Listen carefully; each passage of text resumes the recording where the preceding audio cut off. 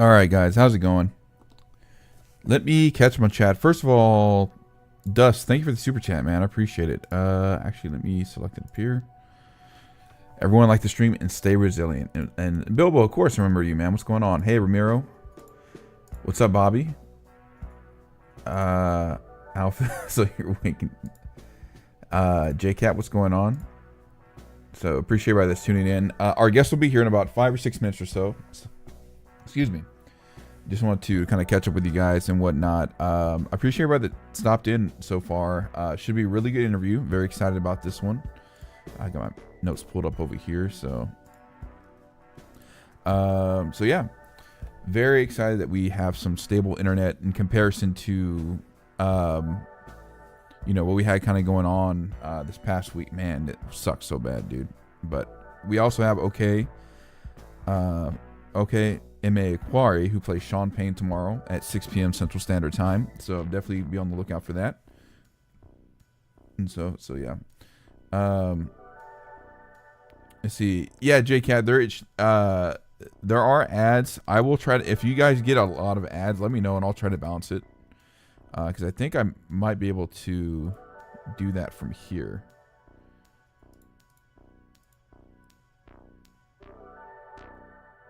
It tries to make it balanced, but I know that doesn't always kind of happen. So I'll kind of keep an eye on that. So I don't want to be that guy that has like ads every few minutes and stuff like that. So, but yeah, so that's what's kind of going on today. Start of the Monday. I was off of work, so basically just kind of catching up on everything as far as that goes. So yeah. So that's kind of what's been going on. Hope you guys Monday have been all right. Anybody had any interesting plans for the weekend? Let me know how your weekend has been going. So yeah. Oh yeah, this is definitely gonna be a question I'll be asking. And when he might be here early. Let me double check, guys. I'll be right back.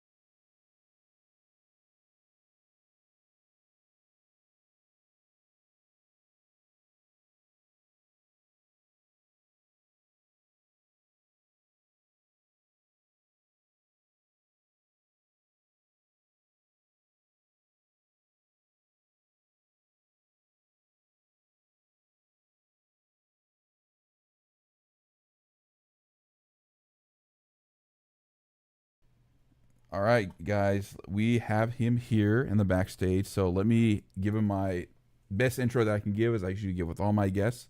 So he was a 1994 Jiu-Jitsu world champion. He was also a trainer for the USA Sport Jiu-Jitsu team. You may know him as Norman in The Big Bet.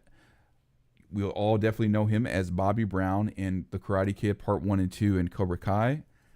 Actor, author, and speaker. Please welcome Sensei Ron Thomas. Sensei, how are you today? Doing good, doing good. We're all very excited to see you and whatnot first. But first of all, I know you just came out with a book recently, so I'd like to ask you about your book and tell me what you've a little bit about that too. Yeah, The Hidden Life Lessons of Mr. Miyagi. it's a self-help book. It's a book about mastery, life mastery, because who can argue that Mr. Miyagi wasn't a master? Right. So yeah, and martial arts is built around mastery. I think it's a word that gets thrown around, a title that gets thrown around, I should say, a little too often for a little too many people, because a true master lives and breathes mastery, right, in every area of their life. Right. So Mr. Miyagi was a true master. He was a life master, not just a karate master. Obviously, he taught a lot of life lessons to Daniel. And I had the idea for the book. I wanted to write another self-help book. I've written a couple in the past. Positive Thinking is for Sissies, and it helped a lot of people. I still get messages about that book. But I wanted to write a book that sort of encompassed my journey with the Karate Kid and martial arts and acting and personal development and speaking and all of those things kind of. And I thought this is going to be a challenging book to write. The Right. hidden life lessons of Mr. Miyagi, not the blatant life lessons, Right. not the obvious life lessons, but what's hidden in some of the on-screen teachings that he taught, or not even that he taught specifically, is just the way he was, Right. just his being. And so there's lessons in my book that are, if you observe Mr. Miyagi, uh, for example, how he treats a bonsai tree, right? How Right. he's so particular about it, and he's particular about the name, and it's just the way he is. So some of these lessons are incorporated in that book. I had to start with Mr. Miyagi, the way he was, and the teachings he taught Daniel-san, and what's underneath that. What did Right. we not get from the original movie that I can sort of put into a book that everybody can use in today's life, in today's chaotic world that we're living in, and how can we be better? Because I Right. signed the book. A lot of times I sign the book, life is good, but it's better when we're better at it.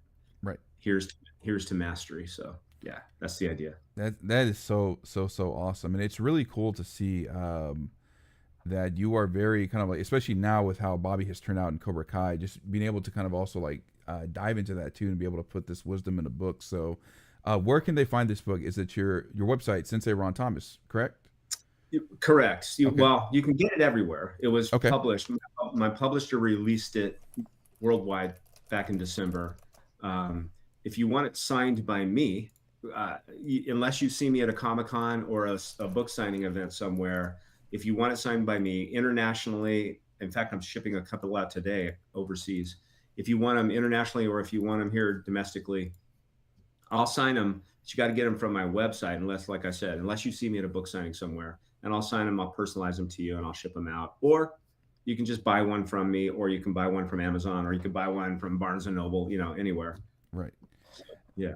That's awesome. Yeah, please. I encourage everybody, that can, please support my guests and their endeavors. Because without, just the fact that they take their time out of their day to, be here on the stream with us and also answer your fan questions and whatnot. Please definitely support. A real quick comment from the chat says it was so great to have you back one last time in Cobra Kai. No mercy, but on HP says so. Right on. Definitely. So Sensei, I actually have a question for you. Okay. So my girlfriend and I, we just got engaged in December. Congratulations. Thank you. So Yeah. if you could impart any kind of wisdom for marriage, what's one piece of advice you could give me? Laugh. Laugh. Laugh. Right. I, I've always been sort of a prankster, Right. backstage, and I don't know if I can out prank William Zapka. He's the king of pranksters, but I'm sort of a prankster, and all in fun, right? So I prank my wife. She pranks me back. I tease her. She teases me back. We laugh. We don't get offended. We sort of know when we're joking with each other. And if you can laugh and have a good time, even when things are hard, kind of, uh, it kind of lightens the load. It lightens things up, and you share a bond. I don't think that enough couples are playful. You Right. know what I mean? Just stop taking life so seriously. Yeah. Have a good time, laugh, respect each other, know what your values are in a relationship, and know what your partner's values are in a relationship, and try to get your partner's values and needs met as much as possible. And at the same time, don't forget yours. Make sure that you're getting your needs met and your values fulfilled in a relationship. And if you're not, express that. Make sure that the other person knows what you value. Right. So that they can help fulfill that. Because when our values aren't getting met, then there's this. Right. Then we're Right. sparring. So yeah. Definitely. Yeah, no, that's also all really, really good advice. That's kind of something I've been asking some of my guests as of late, of like, those that are married, that any kind of advice they can kind of offer. Because I had Sean Kanan on recently, Mike Barnes. I asked him, Matt Borlangi as well too. So it's really cool to hear all. And y'all have all given really good advice in different perspectives. So thank you for the advice, and I really appreciate it. So For sure. So one question. Well, speaking of Sean Kanan, this was another question I had. So you were in Karate Kid Part 1 and 2. You did make a cameo in 3 as a flashback footage, but you didn't get to work with them directly. I don't think in any scenes either. So my question was, how did you connect with Sean Kanan and William Christopher Ford? Some of the other Cobra Kai members from the same dojo, so to speak. So. Yeah. Well, Sean and I think we met a long time ago at a Comic-Con, or a Karate Kid sort of signing, where they got as many Karate Kid guys as they could, right, in a room together, and we were signing. So I believe that's where I first met Sean, and we sort of connected, and we all have. The entire Karate Kid universe there's this sort of synergy and energy and connection that really makes the film work. Especially with the originals, there was just so much brotherhood and connection that energy transformed itself. It didn't transform itself; it just projected itself through the lens, right? Mm-hmm. But the whole universe of Karate Kid people are really good people. We all enjoy each other. We connect. We might have had a few spats along the way. I don't remember. Right. William Christopher Ford. He's a fellow martial artist, Mm-hmm. and we've connected. Obviously, I really enjoy him and his energy. He's sort of zen. He's sort of right, very respectful, humble guy. And he had connected with me to do an episode of 52 Masters. Oh wow, okay. His thing that he was doing. You can find that. I believe it's on Amazon now. I think it was originally on YouTube. Right. And it's on Amazon. I'm episode 19, I think. Okay. Where we go into a dojo, and 52 Masters was his idea when he was turning 52 years old.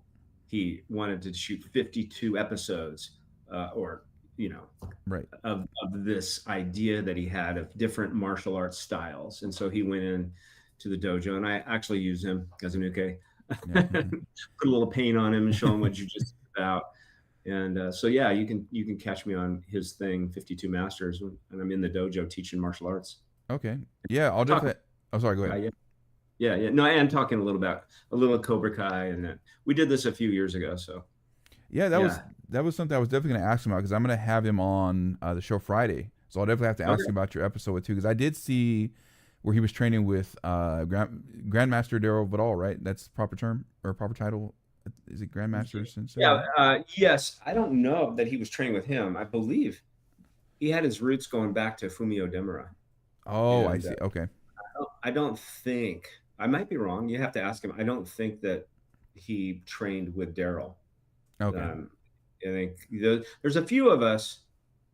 You're mentioning the names right now, and very few of us. Daryl, William, myself, that are lifelong real martial artists. Right.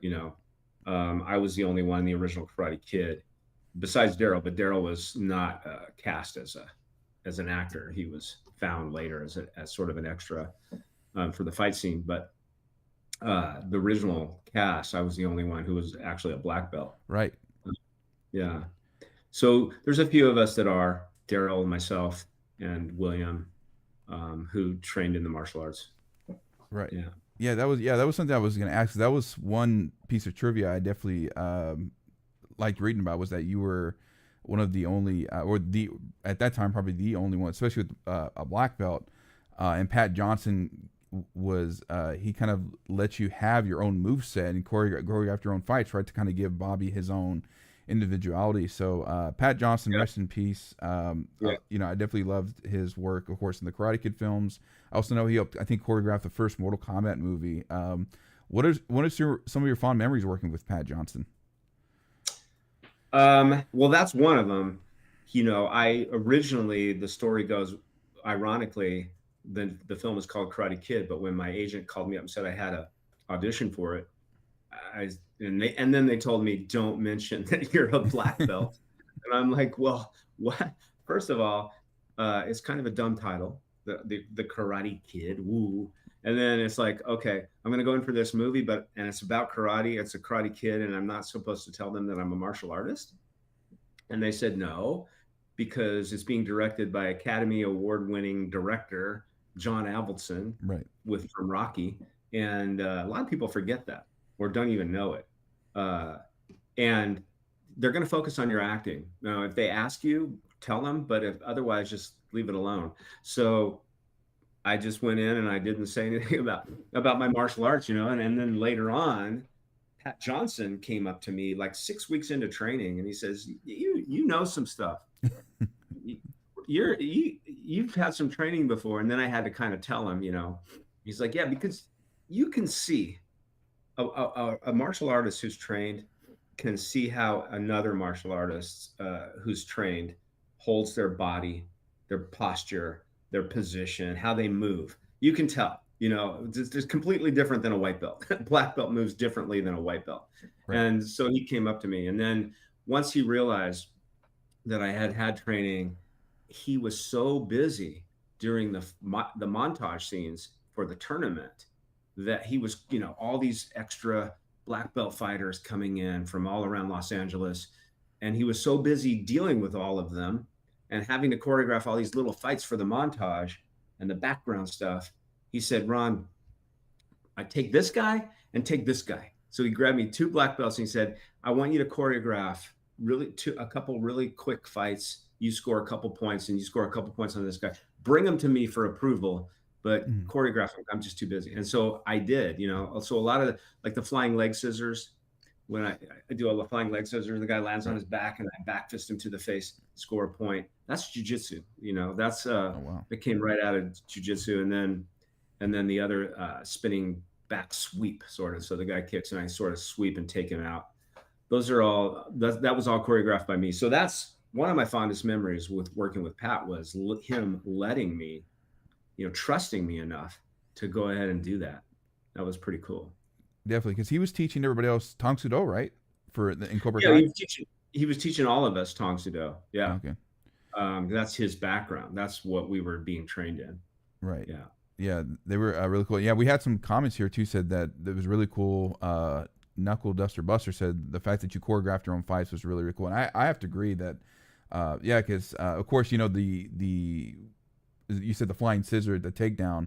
We see that a few more times in Cobra Kai too. So it's kind of a nice little callback that you might have taught Johnny that move, and then he taught it to some of his other students. So it was really, really cool. I'd have to call William Zepka out on that one, just because the way he did it was a little dangerous. You know, your legs are supposed to be straight. Scissors are straight. You know, and the Japanese name for that move is kanisute, by the way, in case you're wondering. But it's a flying leg scissors. You're supposed to be in as tight as you can on the person and get as much leverage. If you're out far away and your bottom leg is bent, the other person's knees get hurt. You don't have the leverage to throw it. So anyway, just technical stuff. Again, a black belt, a trained black belt, can see things that other people wouldn't necessarily pick up or see. But yes, they did bring it back. They didn't ask my permission. I didn't know it. I was as surprised as you to see it. Like when I was watching, I go, oh man, they're bringing, you know, William or Johnny is channeling Bobby, right. You know, fighting Daniel-san again. So anyway, yeah, that was really cool because I think it was a tweet. I didn't even realize it at first, but I think it was actually the tweet you did during season 4 after it was released that actually kind of helped me with my Easter egg video. Because I know, of course, you know, Johnny scored it on Daniel to counter the pressure points. Hawk scored it as the final point on Robbie in the season 4 finals, and then most recently in the episode you were in too, Rattled, Sam does it to Tori. So it's really cool that they pay such lovely homages to the original movies. But Yeah. Speaking of martial arts and fitness, I have to ask, you're in great shape. What's your regimen like? Do you do like weightlifting, or do you just focus solely on martial arts? What's your exercise routine like? Well, I've had surgery on both knees, meniscus surgery. I've torn both quads and both legs. Oh man. Um, so kicking and stuff like that is tough. I mean, I can do it if I have to, but I've used my body. I've done some stunt work. I've done martial arts. I was a snow skier. I grew up in Reno, Nevada. I was a golfer. I mean, I love sports. So I played ice hockey for a little while. I mean, I just love all of that stuff, right? My regimen has always been getting in the gym and working out, always. Okay. Now it's changed over the years because Sure. of some injuries. I was a competitive swimmer. That's the very first Right. sport I saw was. that. Yeah, I was a state champion in Nevada and everything. I was in the pool since I was very little, and thank God, because now you get the resistance from the water. Swimming is one of the best workouts you can do because you're using every muscle in your body. It's very hard. You get the resistance in the water, and so I swim a lot to get my cardio up, right? And then that's aerobic exercise. I'm doing anaerobic exercise, which is the weightlifting and the muscle toning. And it's just been a part of my routine forever, Okay. being healthy, trying to watch what I eat, trying to minimize the sugar. And I'm drinking a little coffee right now, but trying to minimize caffeine and all the good stuff, the healthy stuff. And I've just kind of been a part of my routine my whole life.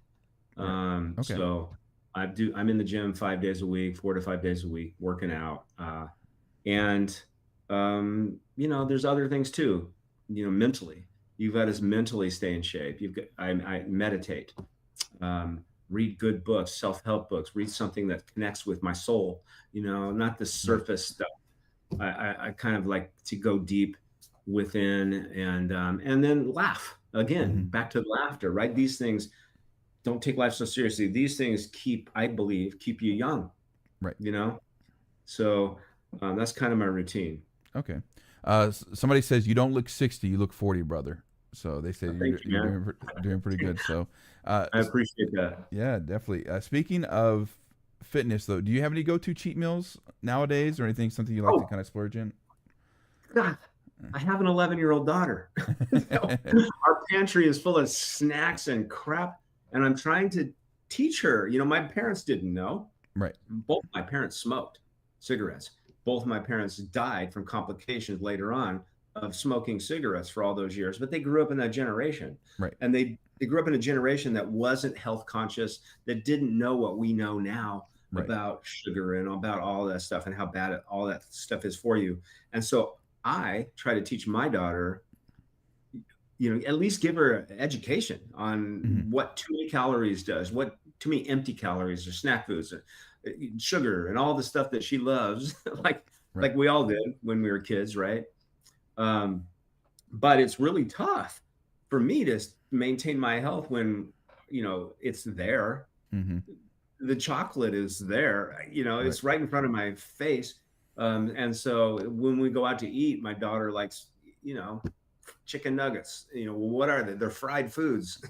She likes stuff we go to places a lot, too much, when you have a kid that has too much bad stuff for you.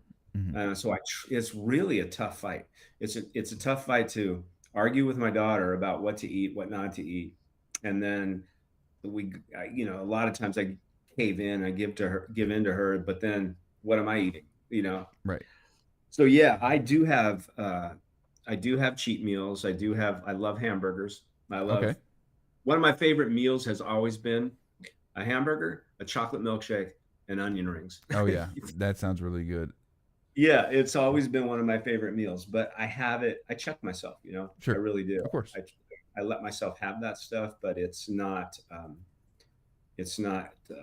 all the time. Right. And there's been periods in my life where it's been too much, and I had, my body gains weight pretty quickly. Gotcha. So, okay. Yeah. I think we all struggle with the same stuff. Oh, definitely. Same. Yeah. Yeah, I totally get what you're saying. What's your favorite toppings on hamburger? For me, I like mustard, pickles, and cheese. I'm kind of pretty simple. What about you? Yeah, I like the veggies. I like the onions, Okay. tomato, lettuce, and then cheese, sometimes not. Okay. Uh, Pretty simple, in LA or Southern California, there's a lot of creative hamburger places. I was just telling somebody this the other day. There was a place in LA that used to have a burger that had peanut butter and jelly on it. Oh wow. Yeah, called the Foggy Bottom Burger. And it was actually pretty good. Okay. And my wife likes to sometimes have blue cheese on her hamburger. So there's this creative sort of artisan, sort of crafty hamburger places. Right. But I'm pretty simple. I like it straight up. Definitely. So my fiance says sounds like someone needs to try Whataburger. I don't know if you've ever been to Texas. Well, actually, you were in Texas a couple years ago for a convention, right? I actually missed it. I was one that planned to go, but we do have like some good burgers down here in Texas. I'm not gonna say they're the best in the U.S., but we do have some.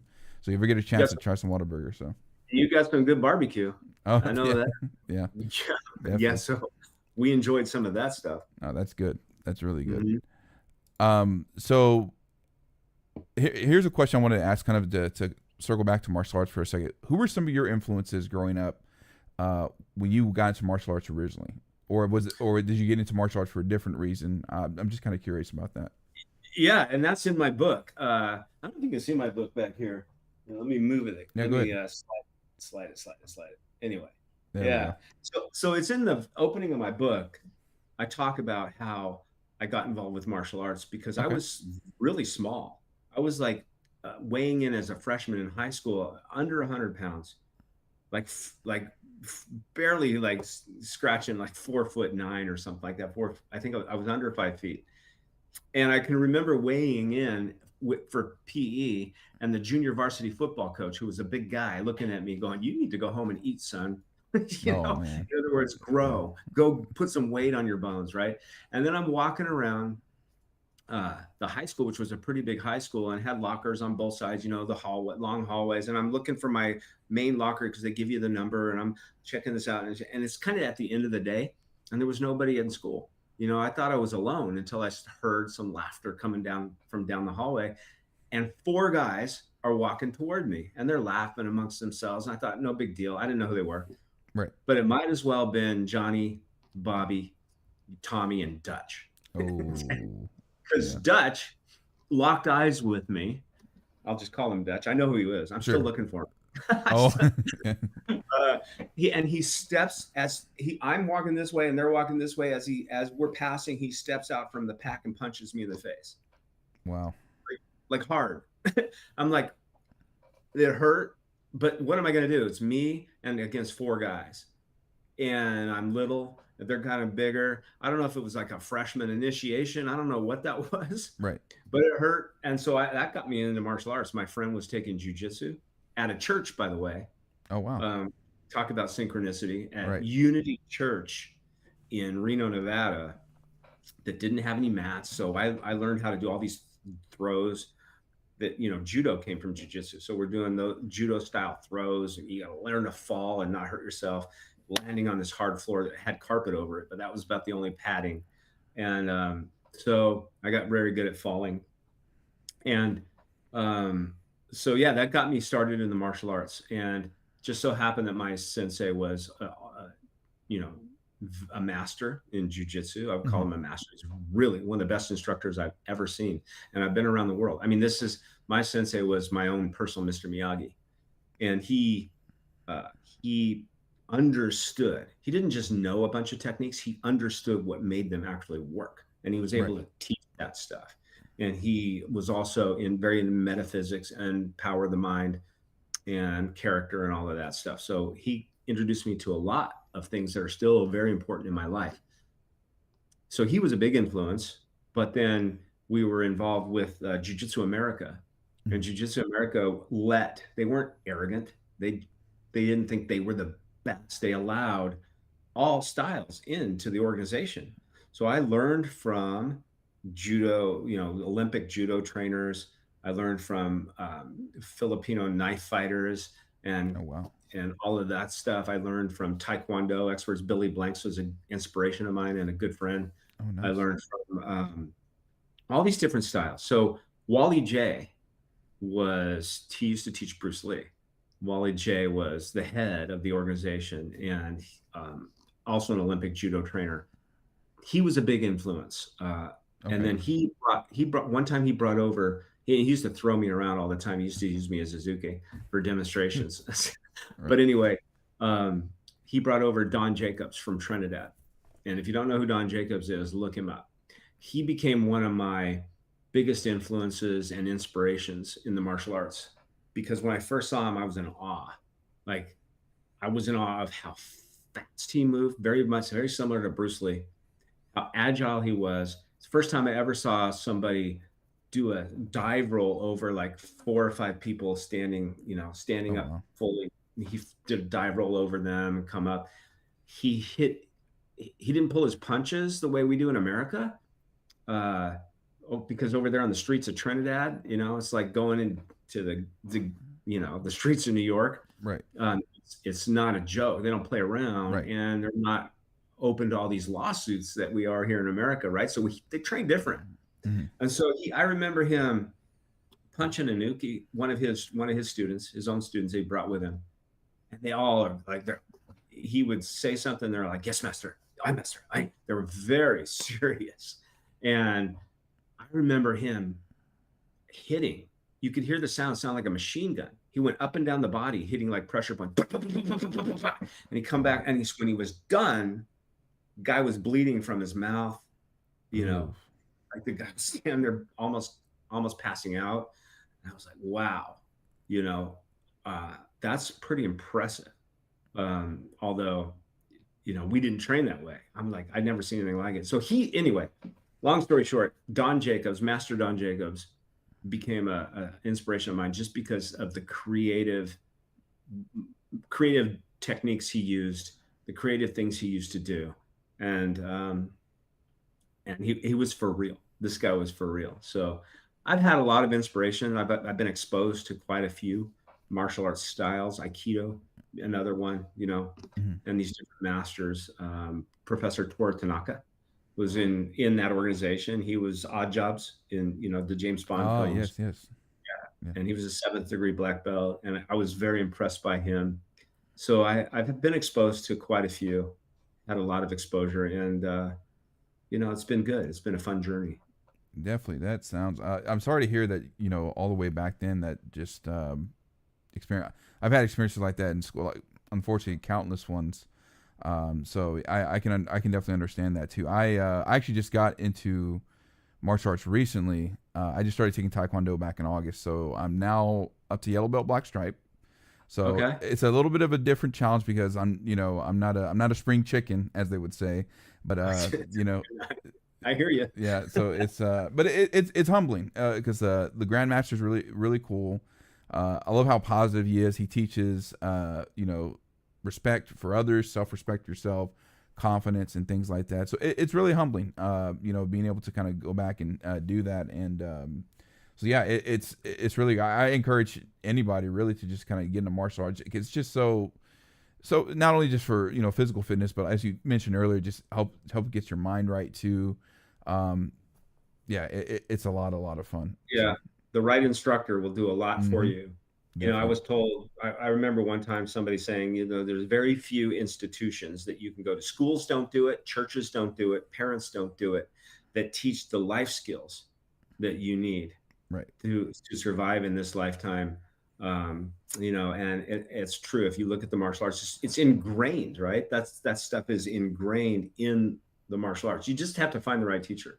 Mhm. There are a lot of Kreeses out there Yeah. that don't really understand what the true martial art, the core of the real martial arts is all about. It's just, they make it all about them, Right. so, and that's not mastery at all. Right. Definitely. So I got a unique question for you.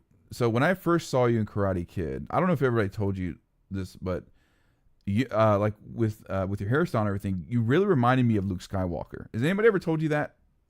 all the time. Oh, really? In fact, all the time. In fact, there was a live show. I was doing the live shows up at Universal Studios. So I was doing Conan the Barbarian show. I played young Conan, and then I played 2 roles, and then I have a quick change backstage and come back on and fight big Conan, the bodybuilder, with a sword and stuff like that. So, and then I played Sonny Crockett in the live Miami Vice action spectacular up at Universal. And there was a similar show being put together that was going to be in Japan, and it was Star Wars. And so I went and I auditioned and I got the role. I was going to go, but they weren't paying me enough money to leave America and go over to a foreign country. They were just not going to pay me enough. So I turned the role down, but I actually got the role of Luke Skywalker in this, in the Star Wars spectacular that they were going to do, very similar live thing, Right. That's awesome. What's some of the best advice you ever received in acting, like that somebody gave you? Well, Pat Morita told me one time, there's a scene in The Karate Kid that did not get used, but you can find it on YouTube, I think. In fact, I think I just saw it. Somebody put together a Bobby Brown montage of stuff on YouTube. And he or she, whoever runs that channel, found the original footage. I think it is on YouTube, where after Bobby hurts Daniel and hurts his leg, didn't really want to do it, throws the tournament, for Kreese. He walks across the floor to Kreese, takes off his black belt and throws it at Kreese's feet and walks out. And we filmed it. You can see it on YouTube, like I said, but it didn't get used in the movie because they wanted me to come back with the originals in Karate Kid 2. Right. And so I do that whole scene, but I wanted to cry. I thought Bobby should cry.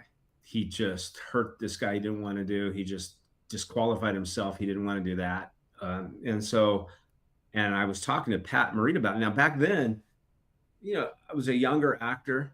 I hadn't gone through a bunch of life, like I've gone through now. I've been through a lot of life. I've been through a lot of loss in my life. I know what it feels like. Back then, it was, I think, a little harder for a young actor, male especially, to get in touch with their emotions to where they can actually come to tears. Right. On cue, right? Maybe once, but then you got to do another take and another take, and then it's like, So anyway, I wanted to cry. And Pat Morita just said to me, he said, "You know what? Just don't blink." I was like, "What?" He said, "Yeah, just keep your eyes open. Don't blink. Your eyes will start to water. You'll cry." And so, I mean, I don't know if that was the best acting advice that I've ever gotten, but it was a trick, right? It wasn't authentic. It's just a way to make your eyes water. I thought, that's interesting. I never thought about that. But I've had a lot of great acting advice from people, coaches, acting coaches and teachers. I've trained with some of the best in Hollywood. That's what you do when you're in Hollywood. You better be in acting class, working on your craft. Right. And I was. I think one of the best things that a coach ever said to me, and it's true as a speaker. It's true as anybody who's delivering some sort of performance or message. It's true. You want the audience to do this, right? You don't want the audience to do this. you want to draw them in. Right. You want them to lean in. And so I think the actor has to find ways to, in their performance, it has to be authentic. It has to, and even subtle. The actor's job is to never get caught acting, because if you're acting, then you make the audience do this. But if you're being authentic, you start to draw them in. And there's ways to do that, So I think that's one of the most interesting and most valuable pieces of acting advice I've ever gotten. And I use it as a speaker on stage too. I don't want to push the audience away. I don't want to talk at them. I want to talk with them. Right. About personal development stuff that and the stuff that I enjoy, these life skills and everything that, have their essence in the martial arts. So, yeah. Right. Yeah, no, that's all really great advice. And, rest in peace, Pat Morita, definitely a prolific actor. He's actually So that's one of my favorite cosplays too. Is actually dressing up as Mr. Miyagi. I've actually met some of the cast and whatnot. Hopefully, if you ever come to Texas, or if I see you at a convention somewhere, hopefully I'll meet you as Mr. Miyagi. So it'd be really cool. So Yeah, for sure. Yeah, definitely. So while we're on the subject, let's dive into some Karate Kid and Cobra Kai questions. I have some really unique questions. I hope you haven't been asked before, and whatnot. So first of all, I don't know if you noticed, but they came out with a game called Karate Kid Street Rumble that actually lets you replay through the trilogy. So one interesting aspect they took with your characters, so they have you in the All Valley, right, where you fight right before you get to Johnny, you fight Bobby Brown, but they also added you back in the Karate Kid Part 3 as a mini boss before you fight Mike Barnes in the '85 tournament. So obviously this never happened in the original storyline, because by that time Bobby and a whole bunch of other students left Cobra Kai, leaving Kreese kind of without any students. But let's say for a second that Bobby agreed to come back to Cobra Kai and fight alongside Mike Barnes. How would you think that would have happened in an alternate universe? Well, I think that alongside Mike Barnes, right? You're talking about the game, or actually? Yeah, sorry, the game. Yeah, I thought it was just kind of interesting how they put you as a mini boss again in the Karate Kid Part 3 level, if that makes sense. So. Okay. Yeah, I didn't know any of this. I'm not a gamer. I haven't seen it. I think the characters, one of us would have to change. Either Bobby had to go rogue. He definitely wouldn't be a pastor, right? Right. Or Barnes would have to go good.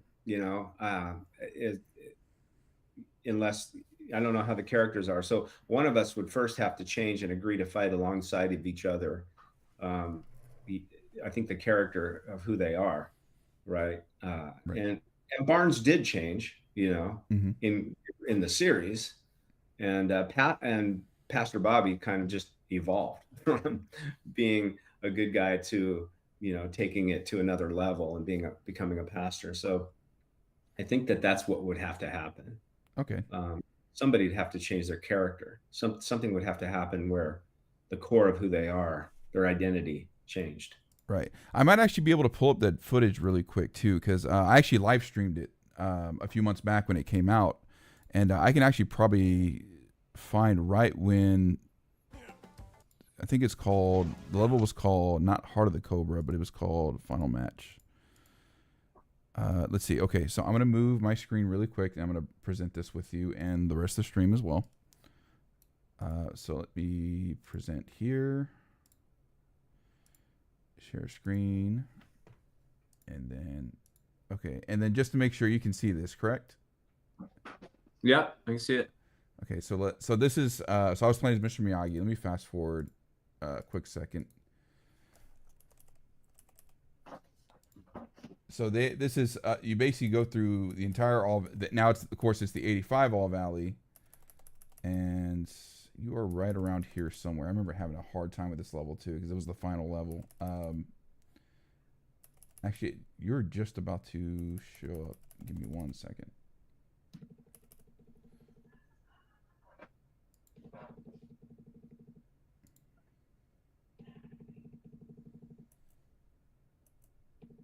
Or maybe they don't have you showing up. Okay, my mistake. I'll definitely, if I can find the clip, I can definitely show it to you. But I know you show up in that final level. But they, oh, sorry, they actually did. They had all of you guys in there. It was really cool. They had, of course, they had you. They even have you fight in the locker room against Dutch, like in the first movie too. So it's a really faithful recreation of the films and whatnot. So I'll definitely have to clip it to you and send it to you. So. Interesting. Yes. Oh, so, yeah. Here's a question. Have you heard of the YouTuber Kim Cole? He's also in the Cobra Kai space. Who? Kim Cole. Oh, I've heard the name. Yeah. Okay. Yeah. So he actually, your character was a subject of a few videos too, and so I kind of want to break down some of these notes that I have too. So he did 2 videos that you were a part of. One of them was, can Mike Barnes beat Johnny, Chosen, Bobby, and Dutch? And then the other one we did was, can Bobby beat Johnny and Daniel? And see, these are some of the few notes that he really made some really good points too. So one of the points he made was Bobby is proficient and took out Daniel in one strike. And, even though it was technically a legal kick that injured Daniel, that was a strike that, even though Daniel was uninjured at the time, that you just kind of caught him off guard with that kick. Another point that he makes is that had Bobby been in the tournament, he probably would have taken out Johnny and Daniel.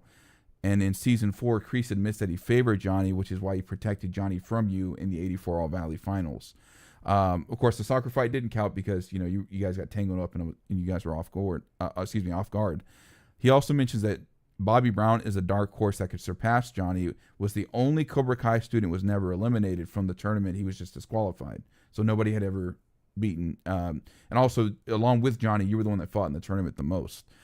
He also mentions that out of those top 4, you were one of the top 4 fighters in the original trilogy alongside Mike Barnes, Chosen, and Johnny, and that you may have been the greatest fighter to have faced Daniel, but of course we'll never find out and stuff like that. So what do you think of some of those observations, we're still talking about this movie so many years later, and the fact that, some really good points are being made here? Yeah, I think is awesome. I like this guy. Yeah. I mean, I would protect my character, Bobby, the whole way. I think there's a few ways to look at it, right? I mean, it's hard for me because I'm a 6th degree black belt. I've been training my whole life, right? And a former world champion, and I've been around some of the best fighters in the world, whereas the other cast members have not. Right. So it's sort of like, first I got to separate me. My instincts are like, no, I would kill everybody, you know? And so, but I'm not, but Bobby.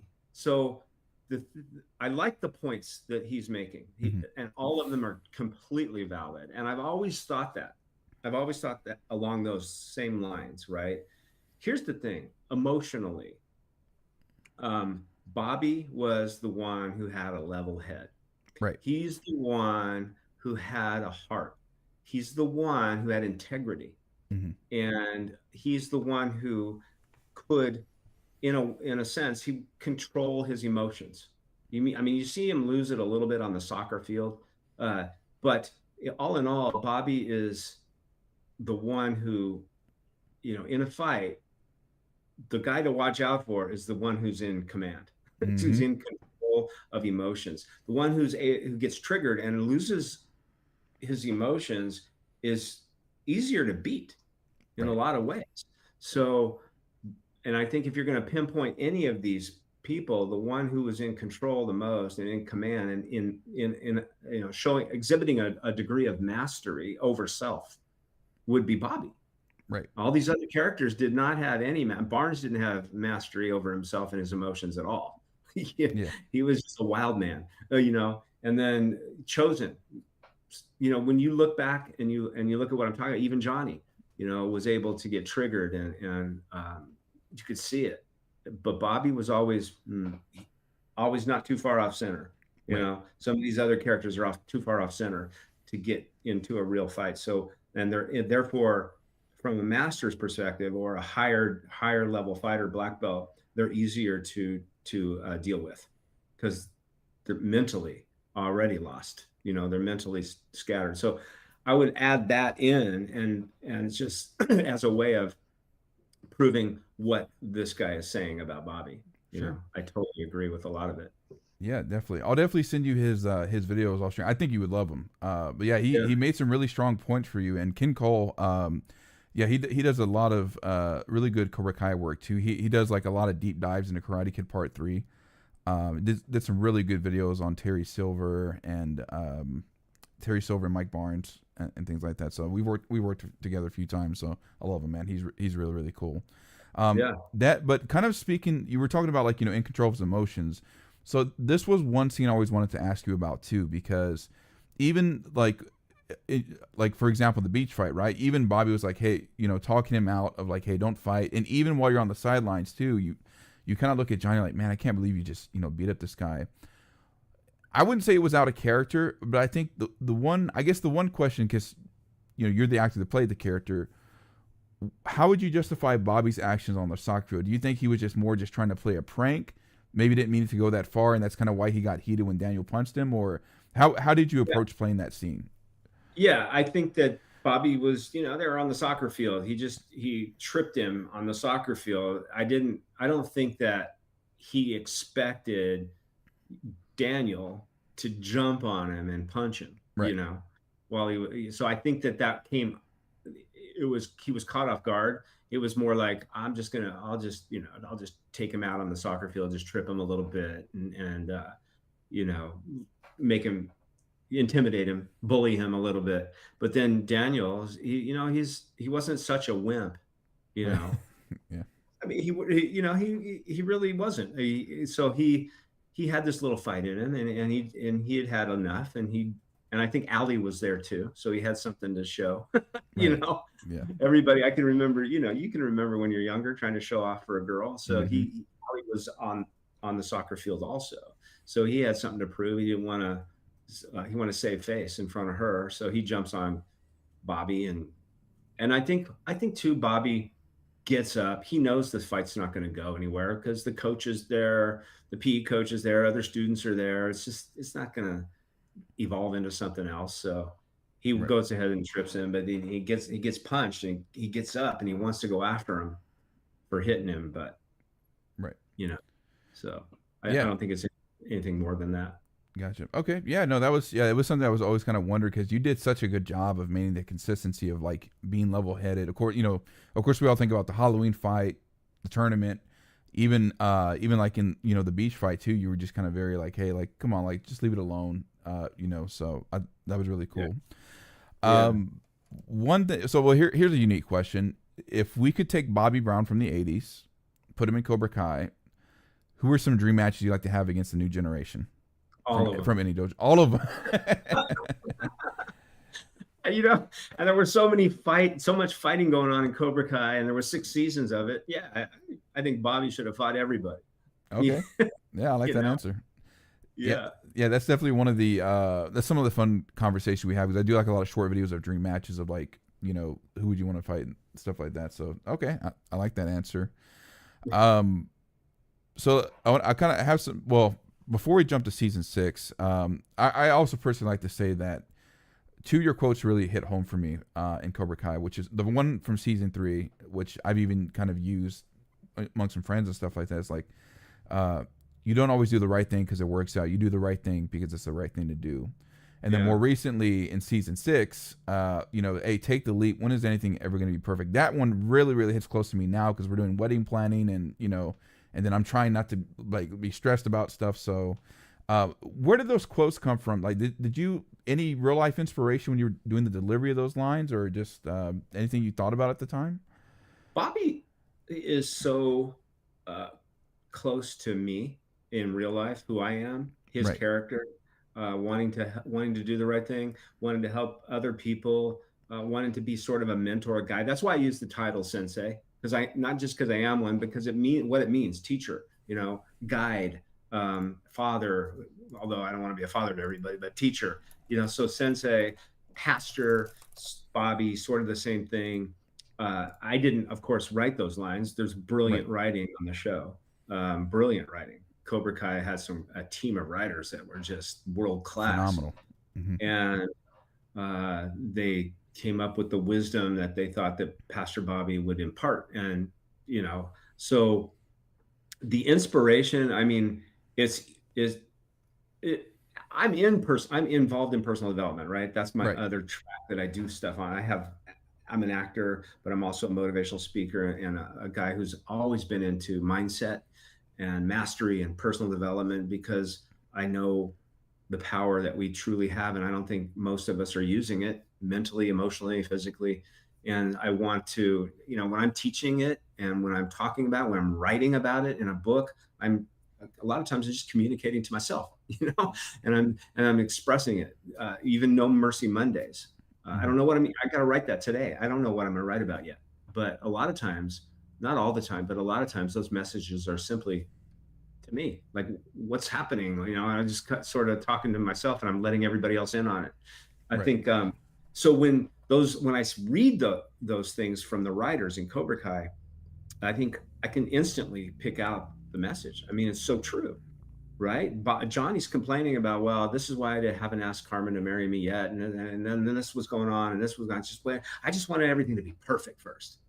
Right. Perfectionism, delay, deny, put it off until everything's perfect. The problem is nothing's ever perfect. Right. So it's obvious. It was obvious to me what the writers were saying, and what Bobby should say to Johnny is, when do you remember the last time something was ever perfect? And he points to one thing from years ago. Right. The time I held up the trophy to all you guys, everything, I felt unstoppable. Yeah. When else? When else was everything perfect? Yeah. And then Bobby gets a little distracted about the two girls. Right. Who are those two girls you hooked up with? I mean, that's brilliant writing, right? I mean, the pastor, talking about two girls that the pastor hooked up with in church. Right. So yeah. Anyway, the messages are very appropriate for Bobby to be giving Johnny, for sure. Right. Guiding his old friend. Definitely. And yeah, Bilbo Boggins says you did it perfectly. And I have to agree that it just came at such a time, because I actually was lucky enough to get access to the show early, like a week ahead of time, from Netflix. And when I saw that episode, I mean, the episode entirely, but like when you're like, hey, when was the last time anything was perfect? It just hits so close at home, because of everything I got going on right now too. So yeah, I think that message hits home to all of us, right? Mm-hmm.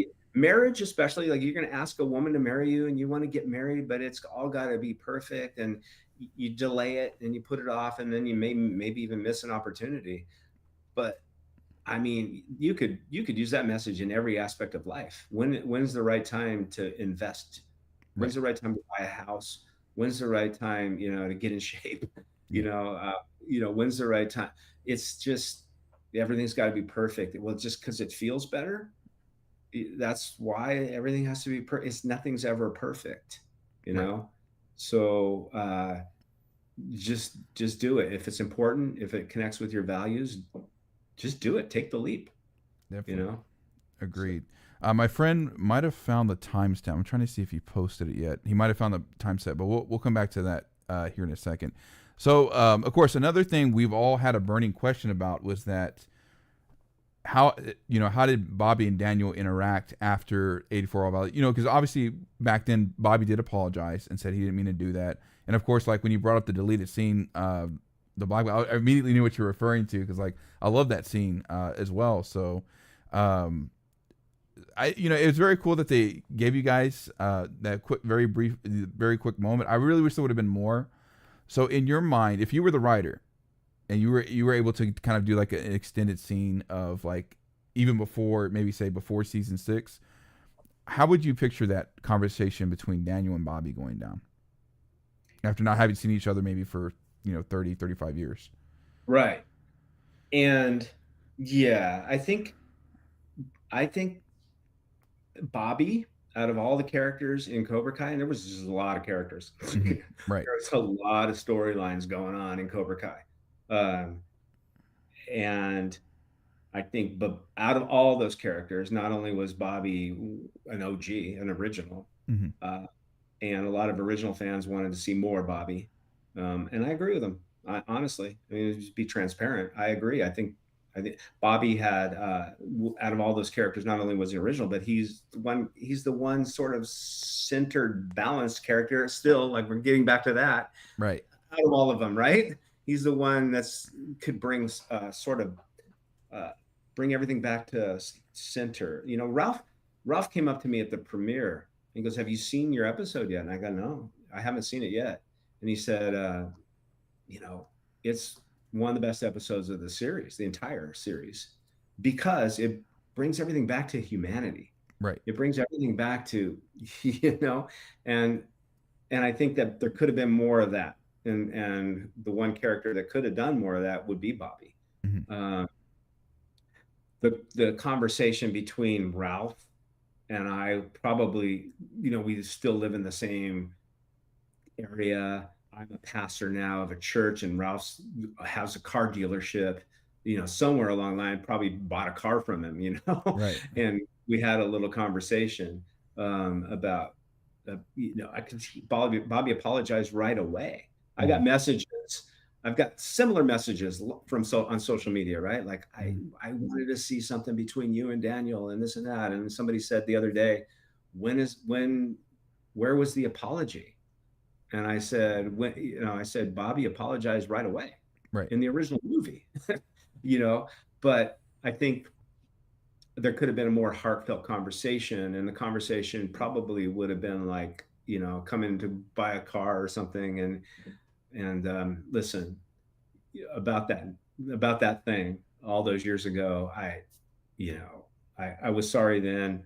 I'm sorry now. It never should have happened. I was in the wrong dojo. I was mixed up with the wrong crowd. And it would have evolved some sort of conversation like that. It would have been a thing. When we were filming that scene in the hospital room, I had already, I walk in, I don't really pay any attention to Daniel or anything. And then I think it was Josh Heald came up to me and he said, when you walk in this time, I want you to pat Ralph on the back and just say, because you guys are in the same community, each other, you've worked it out already, and so just give each other a look. So that was a little bit of a direction from Ralph. Billy Zabka, by the way, for people who don't know, directed that episode, and right. was brilliant. He was brilliant. He's a brilliant director, and of course a brilliant actor.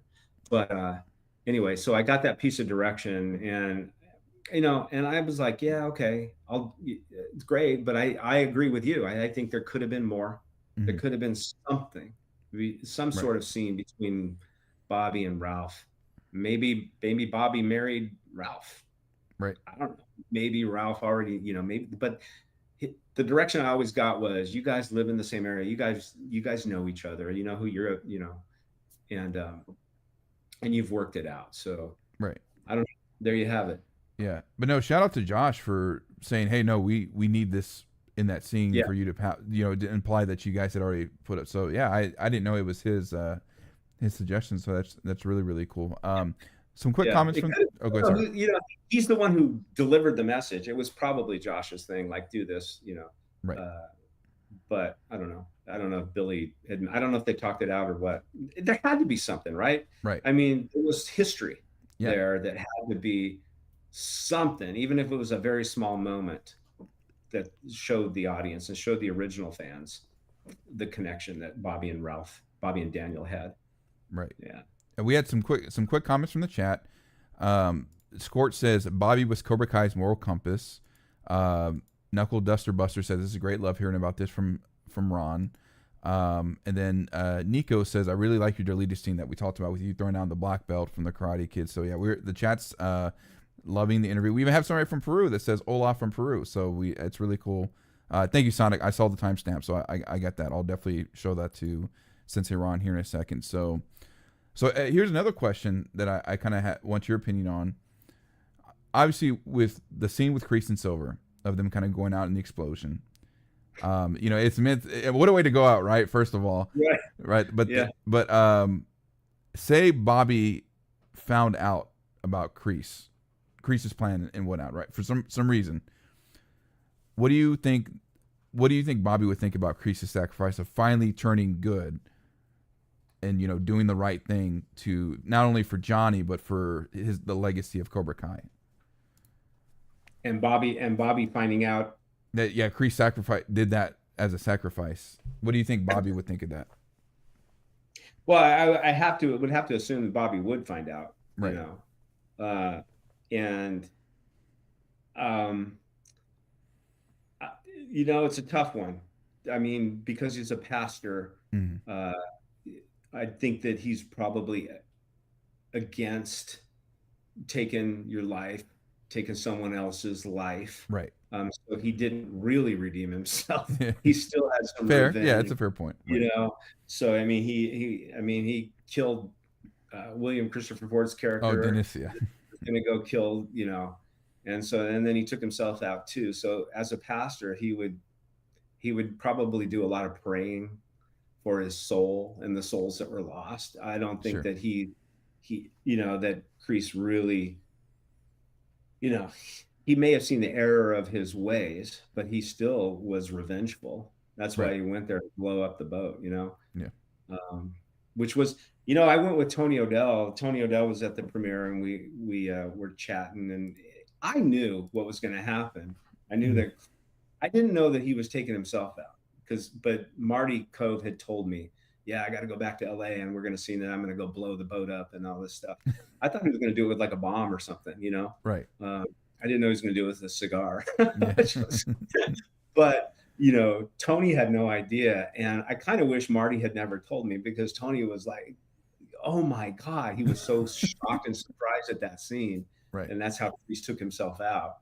I kind of wish I was surprised also and didn't know it was coming, but yeah, I think Bobby is a deep thinker. Mhm. Again, there's where he aligns with me a lot. Is I like to think that I'm a deep thinker. I look below the surface, and he would see through Crease's, sort of.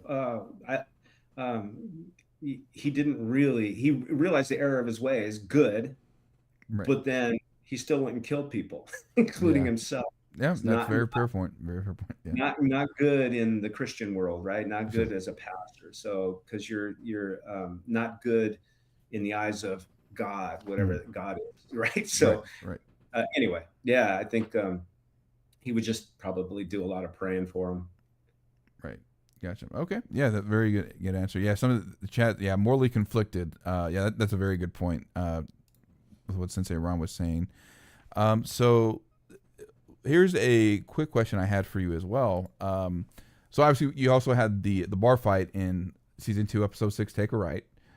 Um, and, I always kind of make the joke that like anybody that ever learns karate in the Miyagi verse, like you learn it once, it always immediately comes back to you.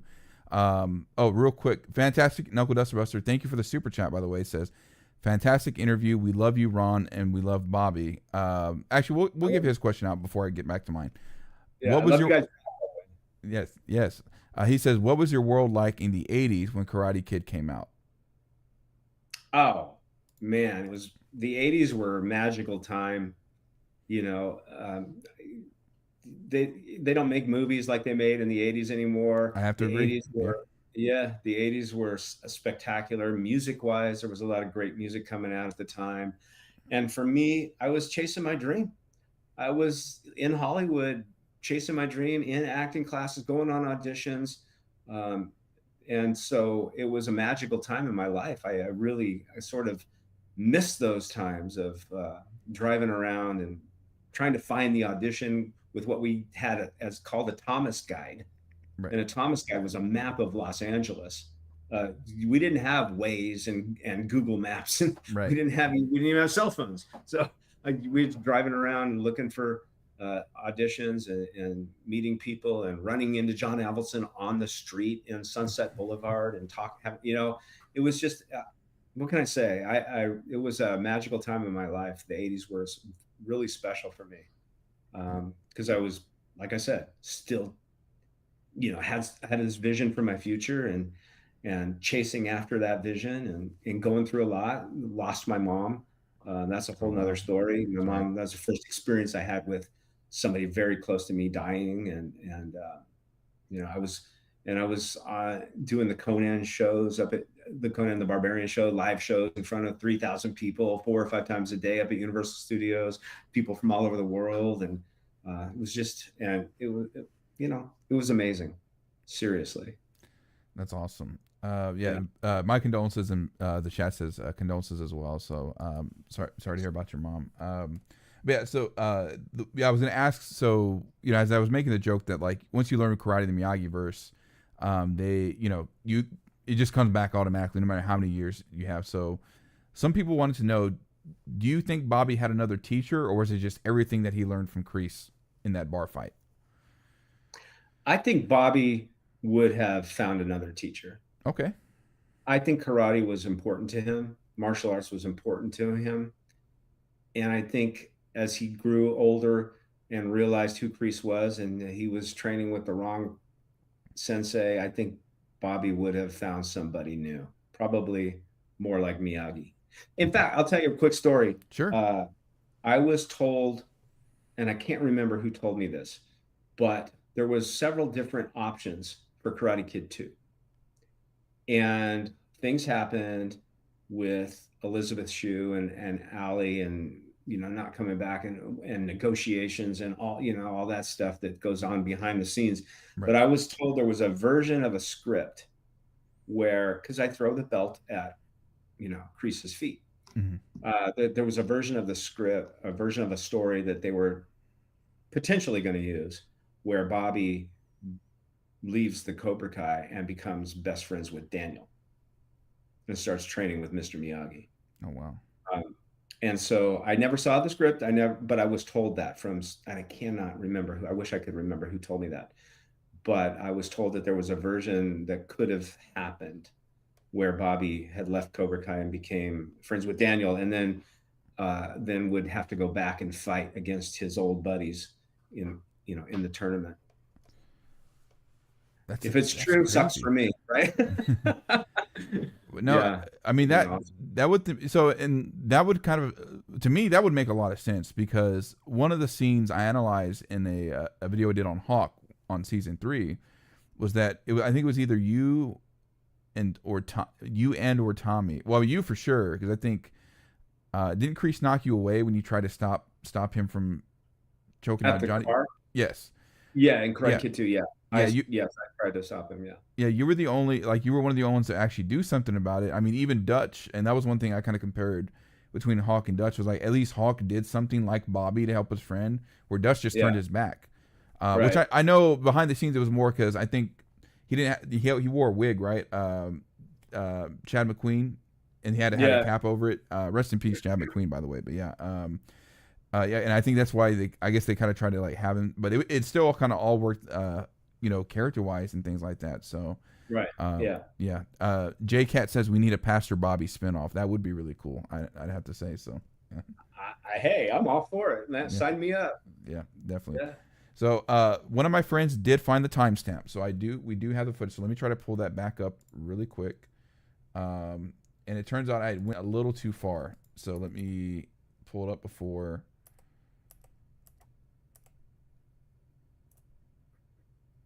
Okay. All right. Let me share this again with you really quick. And all right. So my name, unfortunately, is covering the name of your life bar here. But yeah, this is where you come in the Karate Kid 3 level. Okay. So this is so I thought it was always interesting that they actually had you back in this level, because like, to me, it seemed like so out of place, like for Bobby to be fighting under Terry Silver, like amongst Mike Barnes and things like that. So yeah, they have you immortalized now in the Karate Kid video game too, because I think they also had you in the original NES game. But of course, with back then with 8-bit technology, they didn't really have like a lot of distinguishment of like the characters, because like some look the same. So, but yeah, you're immortalized now in the Karate Kid video game world too. So nice. Yeah, that's awesome. So let's grab a quick fan question too.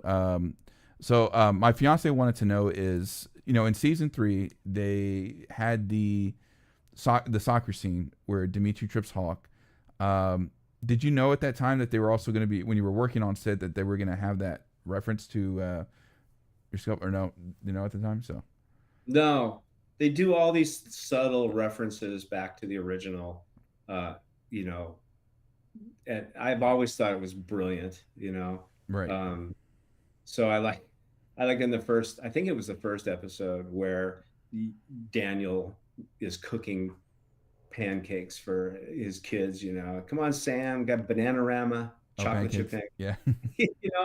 I thought, okay, this, those little subtle references. And if you know, you know. If you don't know, right, you don't know. You have to be a fan of the original Karate Kid, right? Right. So those little subtle references I've always thought were brilliant, and they continued all the way through the entire series. Mm-hmm. So, for sure. Yeah. Cool. Yeah, guys, if you want to drop one last fan question for Sensei Ron, I'm gonna ask you another quick question as well. Let's see. Did I might have actually asked everything that I have here too.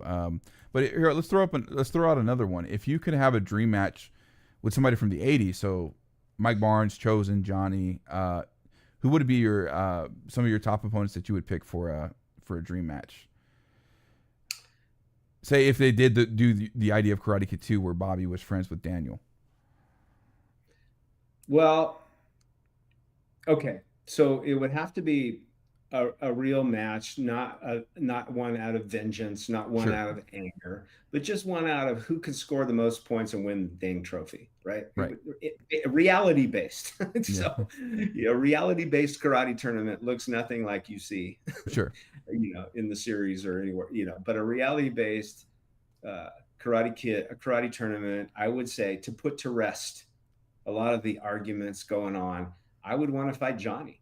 I'd Okay. want to have Bobby fight Johnny, and let's see who really was the best, because in that world, they didn't really know Chosen. They Right. didn't really know Mike Barnes. Maybe would have Sure. come across Mike Barnes if he would have stuck with the training. But like I said, I think Bobby just moved on.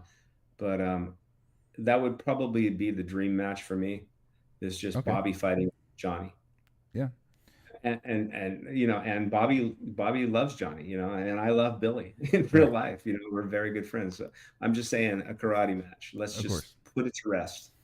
There we go. Yeah, and I would see it a lot happening out like the season 4 episode 9 where it's Miguel and Hawk. I think it was in the semifinals.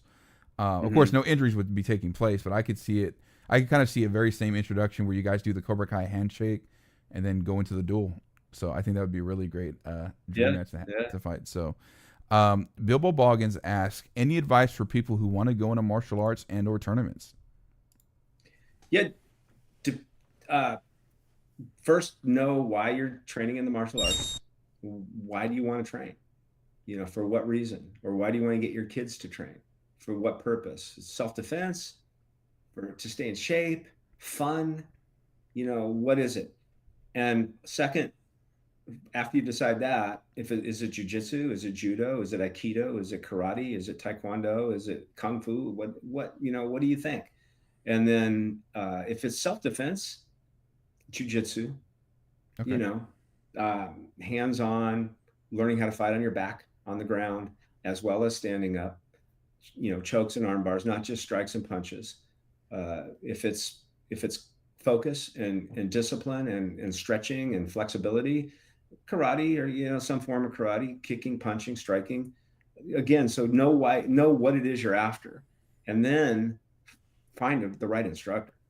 Find somebody you resonate with. So find a style that you resonate with, and then find the right instructor, because not all instructors are created equal, and not all instructors are, like I said, going back to my book and going back to mastery.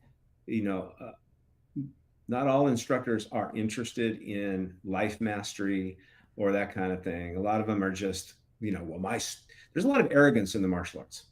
Let's just put it that way. And sure, why not? My style is the best style. It has to be, right? Because I spent all this money and all this time training, and I just have to be the best. No, there's a lot of different ways to do a lot of different things. There's only so many ways you can kick or punch somebody. Right. You're not reinventing the wheel. So learn as much as you can from different people, different styles as you can, but find the one that resonates with you and the instructor who's open to that and not arrogant, but really just wants to teach the core skills of the martial arts and the philosophy and the life skills as well. The inner development, mind, body, and spirit, not just body, not just technique, but developing the whole person. Find that instructor and you'll find a home. And you'll know too, how he interacts or she interacts with the students, how the students interact with each other. It's more of a family feeling. In jiu-jitsu, we call it ohana, because a lot of the jiu-jitsu that I studied came out of actually Hawaii. Went from Japan through Hawaii, and Kodenkan Jiu-Jitsu, and Professor Okazaki, who lived in Hawaii.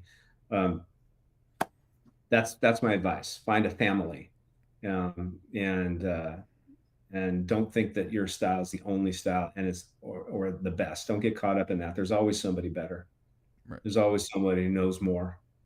So Yeah, that really fantastic advice. And Knuckle Duster, no, excuse me, Knuckle Duster Buster. Thank you for both super chats, and whatnot. But yeah, no, I really, before I get to this question, yeah, really great advice. You know, finding the right teacher, and I love the fact you're open minded too, because sometimes you don't see that is like where people not being open minded about styles and whatnot, and you know, totally. yeah, and just the fact that like there's always somebody better, and it's really about staying humble. So,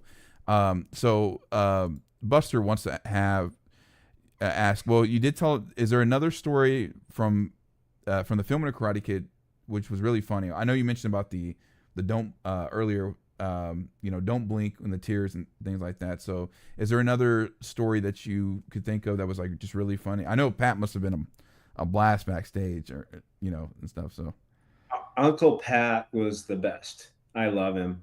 Um, During I could I have a lot of stories. Okay, here's a story. Okay. Just came to mind. There's a lot of stories that are fun and funny. There are stories after the movie was over with Pat Morita coming to my dojo when I was teaching. When I was doing a big demonstration and doing promotions for all the kids. And I had ran into Pat up at Universal Studios, and I said, "Hey, I'm doing this demo. You know, you want to come to my dojo and surprise the kids?" And so all the parents were there, all the kids were lined up. My black belts were keeping everybody patient because Sensei wasn't there yet for promotions. I was late. That's because I was driving Pat Morita, you know, across the valley to my dojo. And then they're all lined up, all the kids, and I walk in with Mr. Miyagi, you know. Wow. And so he had taken pictures. So I didn't exist anymore because I just walked in the studio with Mr. Miyagi, and you know, so that was Right. that was a special story about Pat. I'll tell you a really funny story, real quick. Sure. We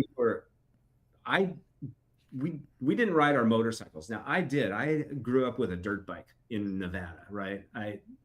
My dad bought me my first dirt bike because I won the Nevada State Swimming Championships when I was 12 years old. So I was pretty good on a motorcycle. But we had stunt guys. And John Avildsen decided that we as a group could not ride very well. So on a Sunday, they booked out the Warner Brothers Ranch. And this is where they were filming all these different shows, Fantasy Island, and all these shows in the 80s. And nobody was there, though. It was a Sunday. And back then, if you worked on a Sunday, you got what was called golden time, meaning you get paid triple. Oh, wow. So we were getting paid triple to go and ride motorcycles on the Warner Brothers Ranch with our stunt coordinator, Alan Alany. And Alan, after a while, he said, "Let me see what you can do on a motorcycle." And we were in a dirt lot, and I sort of I did some donuts and, you know, and everything. And he's like, "Okay, you can ride." Chad McQueen obviously could ride. He was very good. And he had his own bikes and stuff. And then everybody else, we could pretty much ride. After a while, he said, "Look, we got another like 3 or 4 hours here. Just go ride. You guys are all good." And John Avildsen wasn't there. He didn't, nobody knew any of this. And so we were riding. I was doing donuts on the Fantasy Island set, like tearing up the grass and stuff. And we were doing jumps in all these old Western sets. And I can remember riding up, and we were following, I think Billy Zapka's the one. He goes, "Guys, follow me." So we follow him up onto the wooden planks on these motorcycles and drive into the saloons of these old Western saloons. So we're inside, we're riding around, we're tearing up the whole place. That's a story that's not often told. And one of the few times that, you know, somebody would have caught us, we probably would have got a little bit of trouble for tearing stuff up. But yeah, it was fun. That's awesome. Yeah, somebody said then, and Freebird also probably started playing when you guys were doing all that. So yeah. I'm going to give this last question to Duster. He also asked, "I'm working with a Bruce Lee historian. Did Wally Jay ever mention about Bruce's real fighting skills? Apparently he had a couple road rage fights in LA. Anything maybe comes to mind?" Yes. He told me a story about, Bruce Lee was Bruce Lee was Bruce Lee. Right. You know, I don't think I'd argue with his fighting skills. He wasn't very tall though. And was it Enter the Dragon where Kareem Abdul-Jabbar? That was Game of Death. That was what he was working on at. Yeah. Okay. Right. Okay, so he told me about the audition because Wally was there, and he says Bruce was they were first talking about bringing Kareem Abdul-Jabbar in, Mm-hmm. and Bruce is like, who? He said Kareem Abdul-Jabbar. He's like 7'1" or whatever he is, and he goes, how tall is he? He goes, 7 foot. Go get me a measuring tape. So somebody went and got a measuring tape and measured from the floor to the top of the wall, and they put a little mark up like 7'1" or 2" or however tall Kareem is. Right. And Bruce looked up, and he looked down, and he looked up at the marking tape, and he goes like this. He goes, I could kick him. Just like that. So, wow, that's well, that's one of those stories that Wally shared with me. There you go, Duster. Hope that's that's really crazy. And I always thought too that that they might have borrowed some inspiration of Game of Death, because you look at Axel versus Robbie. You know, Axel has that reach advantage. Like, he's just kind of keeping him at bay. I know a lot of people point to Rocky 4, which, I mean, of course, there's similarities too, but I really thought of Game of Death because, you know, it was really about, in that scene when it was Bruce versus Kareem, they had the similar style, but then it's just Kareem had the reach advantage and things like that. So I thought that was in my opinion, a very beautiful homage to that thing. And Duster says, at a restaurant in Little Tokyo I went to, the owner said Pat used to eat and drink there every night. He said Pat was such an amazing, humble guy. He would walk around in Little Tokyo like he was a regular person. So I really wish I would have been able to met Pat. He sounds so awesome from all the stories I hear. So But Sensei, thank you so much for taking time out of your day today. I hope you enjoyed the interview. I tried to make it as unique as I could, for you. So yeah. Lots of fun, man. I appreciate it. Yeah, for sure. Lots of going back and remembering stuff. Yeah. Always fun. Sometimes it just feels like it happened yesterday. Yeah. Right. That's the thing about life. Time. That's this thing called time. Right. Right. Definitely. It's a weird thing to help me with. Yes. And before you go, of course, SenseiRonThomas.com. Anything you also want to plug before we say goodbye? Yeah, if you go to my, a lot of people ask me, can I get a signed autograph? Can I get a book? Where can I do it? Like I said at the beginning, you can get my new book. I think people are getting a lot of value out of it. And I'll sign it to you. If you want a signed copy, just go to SenseiRonThomas.com and /shop. I think that takes you to my products page. And I've got 8x10 photos from Cobra Kai and the Karate Kid. I've got 11x14 photos from Cobra Kai and the Karate Kid. I got combo packages, whatever. I'll sign all that stuff. I'll ship it out to you wherever you are. I'll personalize it to you, even a video message.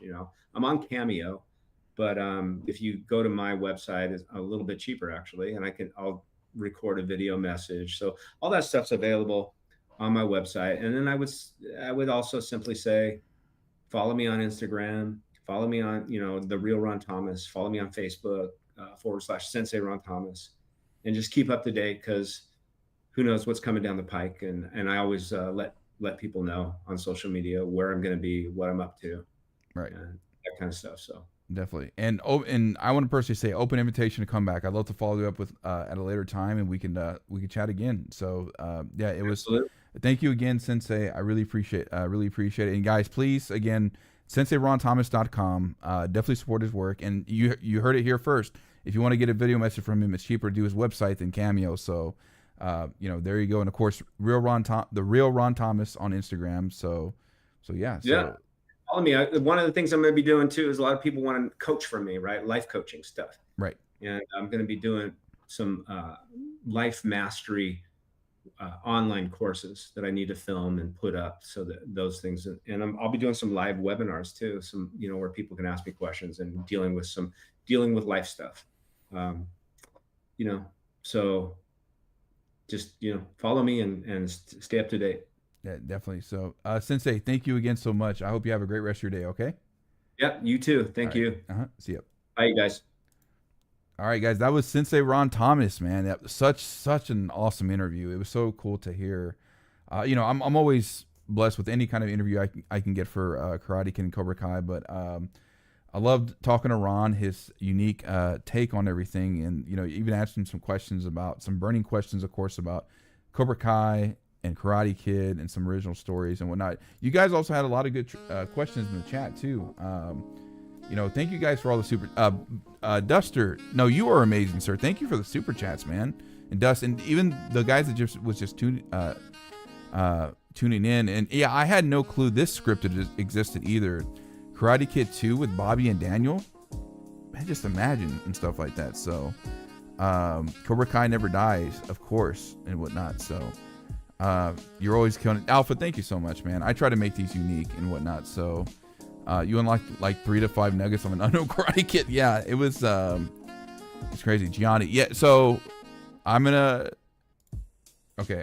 pause. I'm not throwing anybody under the bus, but I did have Gianni lined up at one point, but it just fortunately didn't happen.